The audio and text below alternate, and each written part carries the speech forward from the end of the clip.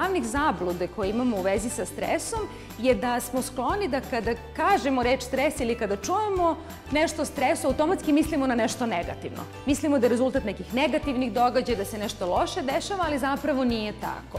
Zapravo, postoje gomila nekih životnih događaja koji su sami po sebi jako prijatni, ali nam izazivaju visok nivo stresa. Promena percepcije je ključna stvar, promena doživljaja. Za početak je uvek prava stvar reći sebi ovo je okej.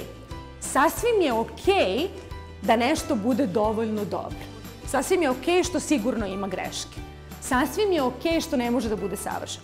Sasvim je okej da pokažem slabost i da tražim pomoć. Sasvim je normalno. Čak što više za mene je to bolje, imaću manji stres i postizaću dobre rezultate. Okej je da se ovako osjećam.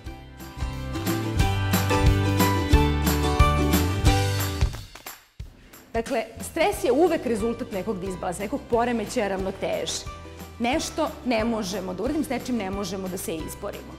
Ono što je ključna stvar je da zapravo stres nije rezultat naše nemogućnosti da nešto uradimo. Izvinjavam se, loše se vidi, ali nije ni važno. Stres je rezultat našeg doživljaja da nešto prevazilazi naše mogućnosti. Stres je uvek deo naše interpretacije stvarnosti.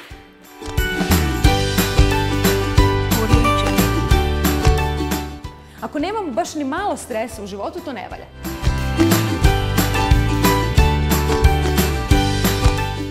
Kad ne znate šta ćete pre, nemojte radite ništa. To je uvek glavni savjet.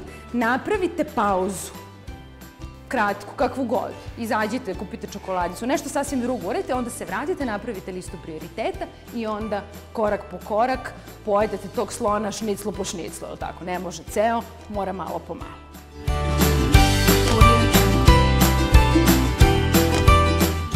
Ne možemo da prođemo kroz situaciju stresa, pogotovo velikog stresa i velikih promena organizacionih, a da ne osjećamo iscrpljenost na nekom nivou.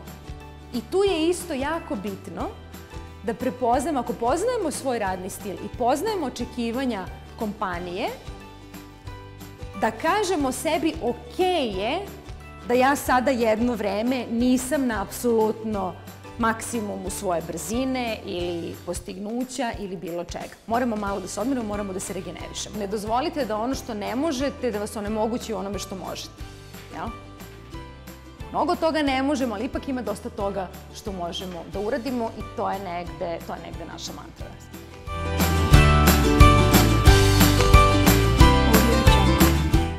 Ali se slažem da ako imamo različite ljude, pošto se situacije stalno menjaju, nijedan posao više nije statičan, da stalno imate jednu i istu vrstu zadataka, onda ako raspolažemo sa različitim stilima, možemo ljude na različit način da angažujemo u situacijama.